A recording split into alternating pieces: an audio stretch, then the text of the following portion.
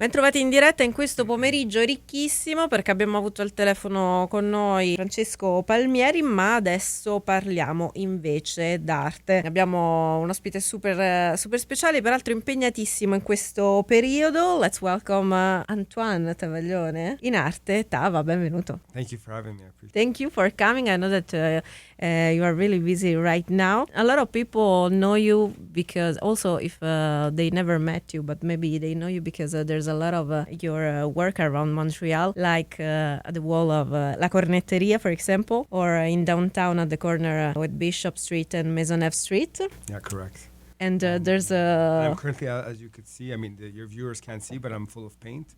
I just came back from Arte&Farina on St. Catherine East. I'm doing a mural there. I should be there for maybe another week or so. And we're doing something, obviously, that's Italian themed, bombolone, cornetti, spritz, and, so it really matches the brand identity of Arte&Farina. And a bit of Tava too, because your work is based on 90s, most of it, and about a lot of characters that I'm sure all of you guys know, like SpongeBob, characters from Simpson, and stuff like that. Why you choose Well, I'm a 90s? child of the 90s. I mean, I was a teenager in the 90s. So You're in a good company. So all the era from the early 90s to the late 90s, and obviously very influenced by the music, the cartoons, the pop culture of that era, the fashion of that era. So obviously that translates a lot in my art, as you can see. So the signature Tava is him. You're Italian. Where you come from? Di origini italiane. Di origini italiane. Sì, E di dove? I miei sono di Peschici, il Gargano, un paesino che si chiama Peschici. Lo vogliamo dire, finalmente abbiamo qualcuno che porta un'altra regione in Canada. Sì, molto fiero di essere peschiciano. There's no many people from... There's a small community. I mean, now obviously a lot have passed and they're a lot older, and the young people are maybe less involved, but there still is a bit. Mm-hmm. I love Peschici. I try to go as often as I can, and Italy, of course, is a gem in itself, so I try to travel there as much as I can. There's something, a special plate that you can find just there and not here, that you can find just in Peschici.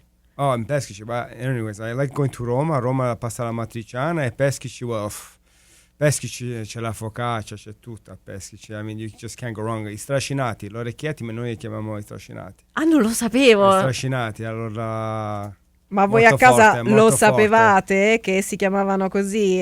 No, io assolutamente, le ho sempre chiamate le orecchiette, ma io sono di Roma, abbiamo molte cose in comune. Allora, le orecchiette sono più piccole, i strascinati molto più grandi. C'è anche una differenza, ragazzi. Vedete chi vi ho portato qua in diretta, ragazzi, qua solo super ospiti. Before talking about your special character, Ludovico, I want to ask you about the music. What's Tava playlist, favorite songs, maybe Italian song? Look, I'm very nostalgic, so I play a lot of stuff still from the 90s, which could be from rock to heavy metal to rap, hip hop, and then obviously with the modern times, I keep up with the trends, and I do enjoy some classic Italian songs and some oldie Italian songs like Vasco Rossi, Tiziano Ferro, and then there's obviously the new kids, Capo Plaza, Sfera, and all that. You met some of them. Yeah, I was in Toronto a few months ago, and I just was in a mall and in a sneaker shop, and I bumped into Capo Plaza, so I just went up to him and I just said, "Hey, what's up?"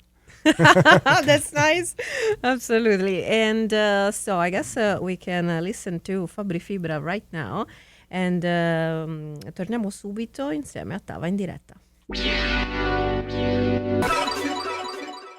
Fabri Fibra, il nuovo, anche se è una canzone del 2017, a kind of Fabri Fibra that we can play at the radio with no regrets. Because before Fibra it was more hardcore rap, let's say that. Yeah, it's a great song. So do you like Fabri Fibra? Me too. Okay, we are agree with that. And we was talking about your character, because you play a lot with characters from 90s, but also you have Ludovico. Yeah, so I created this fox type character. His name is Ludo, and he's like a fox with a body of a man, and he's well dressed, and he's very dapper in a suit, and he's a little bit, I would say, an alter ego, you know? He's the much cooler version of me. So I But kind of use him to express myself. No, especially because Ludo can wear a suit all the time, also with the snow. And He's there's always no problem. wearing a suit. It doesn't really matter the temperature. Absolutely. Absolutely. But he really has that Italian flair about him. You know, the sunglasses, the suit, the tie. And the shoes, color. The colors, very colorful, very fun. And you could put him in many situations, many scenarios, and tell a story with him. And how you start this job? Yeah. So I mean, I would label myself as a visual artist. I started in 2010. Mm-hmm. I took the leap of faith. You know, I used to work before as an art director, like 9 to 5, and one day in 2010, I decided to just let me do my first exhibition. So I prepared my first exhibition on my own. I did all the PR campaign, the publicity, all of that. And it was a great turnout. It really motivated me, propelled me to do another one back to back. I did another one, and that motivated me even more. The